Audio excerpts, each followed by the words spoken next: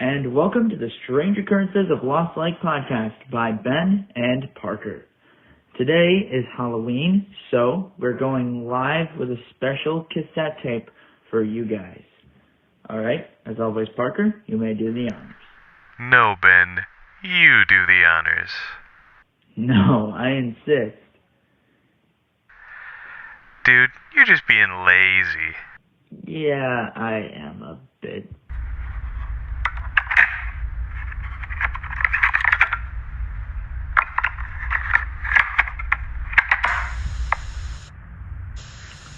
What are the lyrics to this song? Like, goes something like...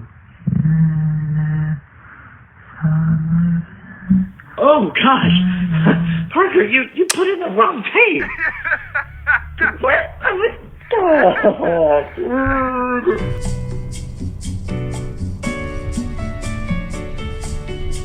We interrupt this broadcast due to technical difficulties. Please stand by.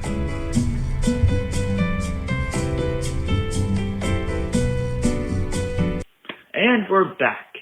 Now that we have the real tape this time, we can begin. So, sorry about Parker's behavior. This tape that I am about to play happened October 31st on Halloween, this very night, 2 years ago. Let's check it out.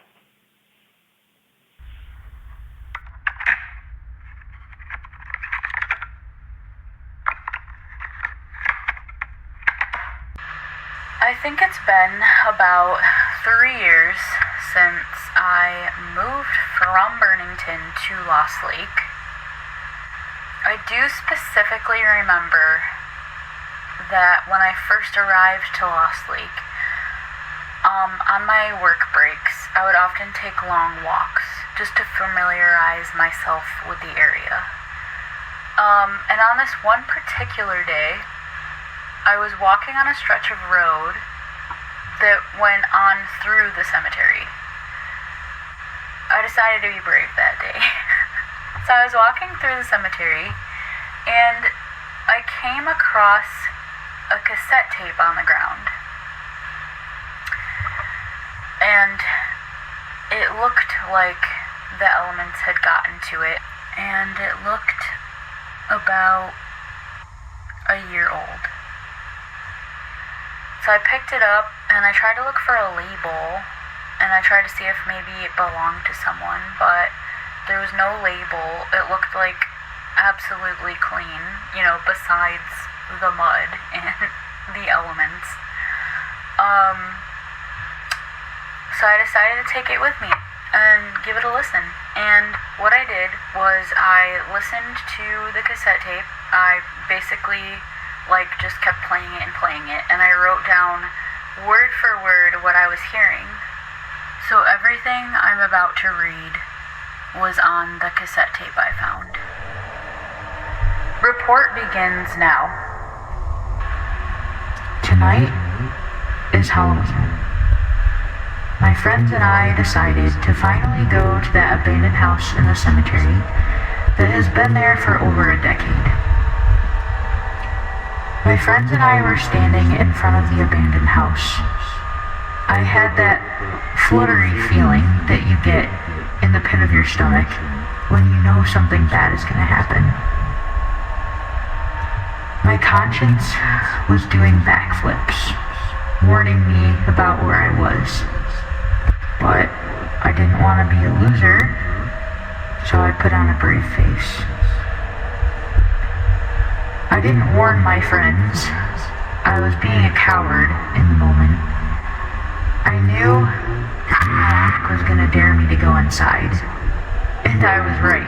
He dared me to go inside. Suddenly, I felt lightheaded, and I started to feel a little dizzy at just the thought of walking up to that ominous house. Even though I had this funny feeling, I ignored it. I told myself, if anything happens, I can be the brave one. I felt a little more comforted knowing that maybe I could do it for them. To give them a good time. To give them a fun Halloween night. And stop being a sissy boy. I gotta grow up and I gotta be a man. I started walking up to the abandoned house. My heart was also doing backflips, not just my conscience. With each step I took towards the house, my heart would just pound harder, causing me to sweat a little. I gotta be a man. I gotta think about my friends. I made my way up the 3 steps and walked out onto the small porch. There was a torn up, weather damaged sign that said, "Private property, keep out." I had to ignore it. My eyes were drawn to the door. It was a pretty old and beaten. Of course, most of the paint had peeled off by now, leaving a nice, shabby chic look. Just kidding, it was creepy as heck. It was like a scene from a cheesy horror movie. All the windows partly broken. I extended out my hand to reach for the doorknob. I started hearing a weird noise, almost like breathing or whispering, something soft. I did not like this at all, but my stubbornness kept me moving, even though everything in me kept screaming, "Don't do this." As I rested my hand on the doorknob, I paused. I was so distracted by that noise. I swear, even while I'm reporting what happened, I swear I heard the soft noise coming from behind me. And then I felt a breath on the back of my head, on my neck. I dared not to move a muscle. What was that noise? I heard it directly from behind my ear, not whispering, breathing. Breathing in my ear. I swear, from behind me. It would have distracted me, except I caught something in the corner of my eye. I just had to look, so I did. With my hand still resting on the doorknob, I readjusted my eyes, and sure enough, it was exactly what my fear expected. Something in the window. Someone in the window. Someone was staring at me through the broken window. I felt like static went through my entire body, from my feet to my head, making me feel lightheaded again. I took a few breaths and tried not to think about it or panic. There was no way I was going to risk going in now. The whole scenario felt like a warning. A warning. Keep out.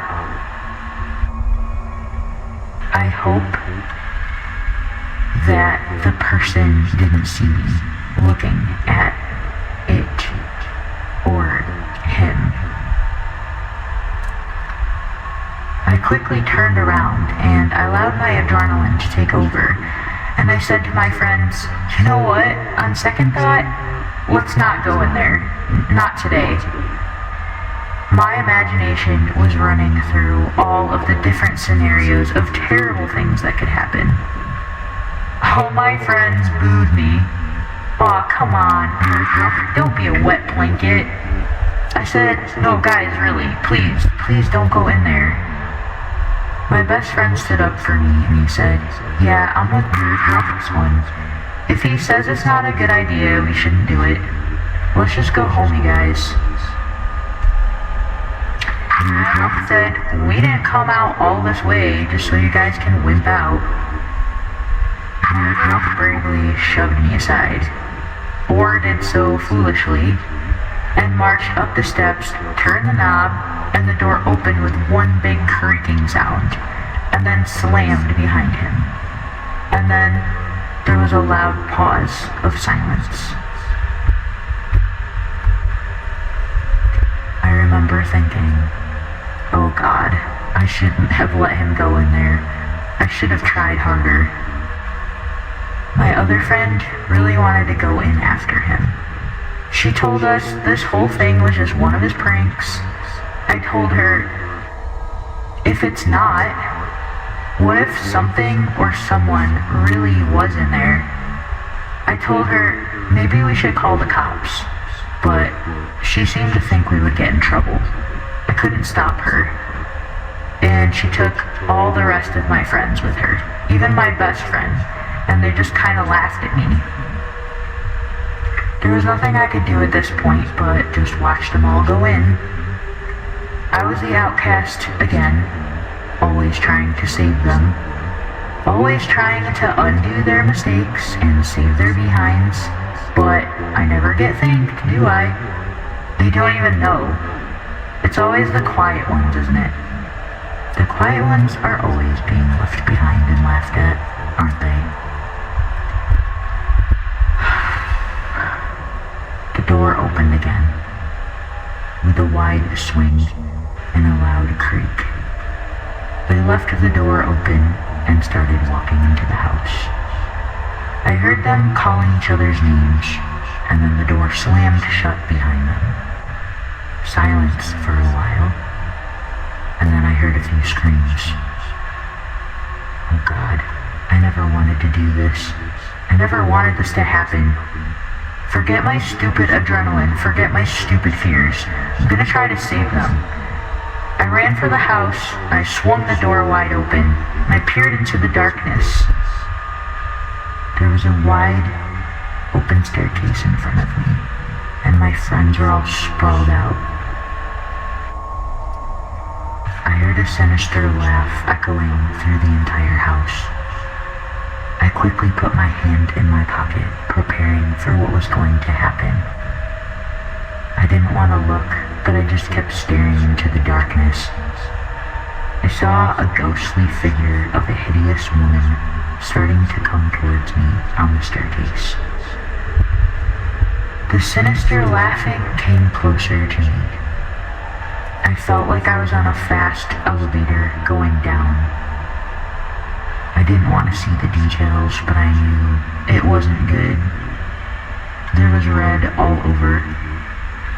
The woman was getting closer, and I knew I didn't want to run. I had to stay strong. I could die. I might die. Death was walking toward me, but that woman, that woman, I feel like I've seen her before. Then a name came to my mind. Rhea. That woman. She looks like the statue. That face. I quickly reached into my pocket.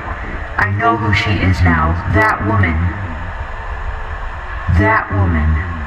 Her name is Rhea.